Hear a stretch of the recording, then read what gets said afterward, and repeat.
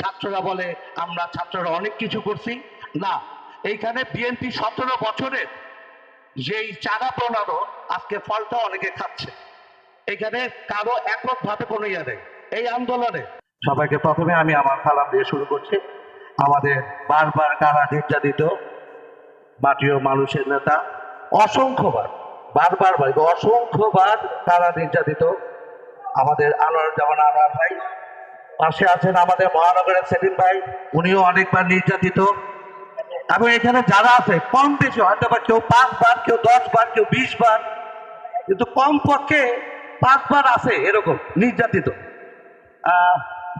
আমি আমার এই আনোয়ারুজ্জামান ভাই, উনি আমাদের সাবেক ফুটবলার, উনি এখনো আমাদের একটা ফুটবল গেম নিয়ে এবং আমাদের হাতিঝিল থানাকে ফাইনালে নিয়ে আসে এই আনোয়ারুজ্জামান আনোয়ার ভাই।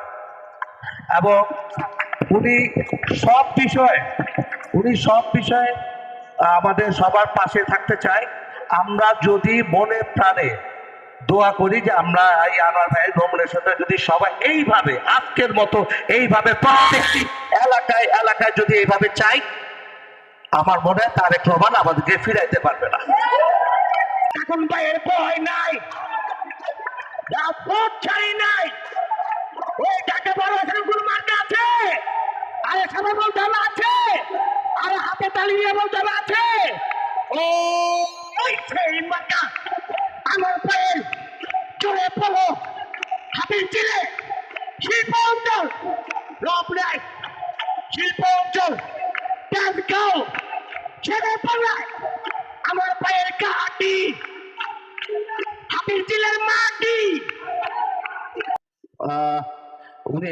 উনি বাইরে থাকলে হয়তো বা আরো বেশি এই আন্দোলনটা আরো সাকসেস হতো। যারা ছাত্ররা বলে আমরা ছাত্ররা অনেক কিছু করছি।